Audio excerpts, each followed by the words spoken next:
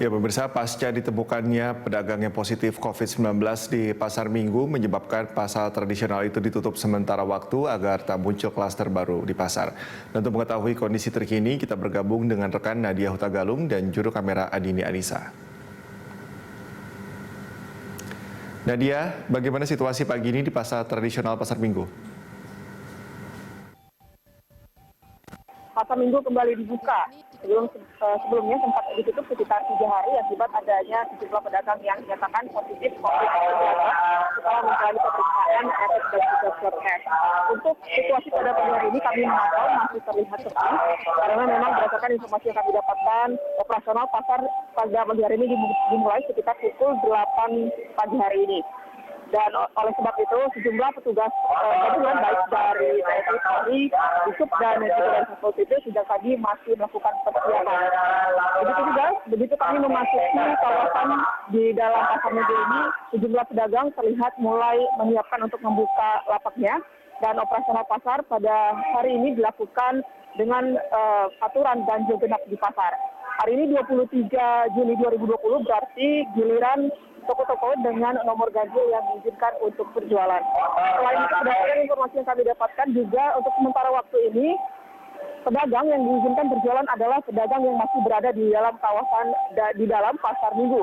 Sementara itu untuk para pedagang yang biasanya berjualan di sekitaran jalan atau di kawasan luar dari Pasar Minggu, ini untuk sementara waktu tidak diizinkan untuk berjualan. Selama 3 hari ditutup, ini penutupan tidak hanya dilakukan di Pasar Minggu, namun juga di kawasan sekitar Pasar Minggu, termasuk juga terminal Pasar Minggu. Namun per hari ini untuk terminal Pasar Minggu juga sudah kembali dibuka dan juga sudah beroperasi dengan normal.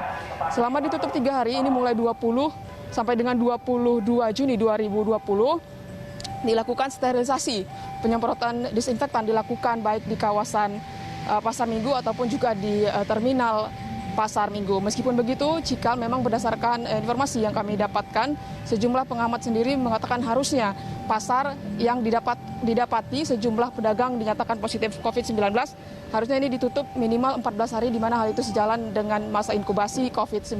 Sementara kembali ke Anda, Cikal.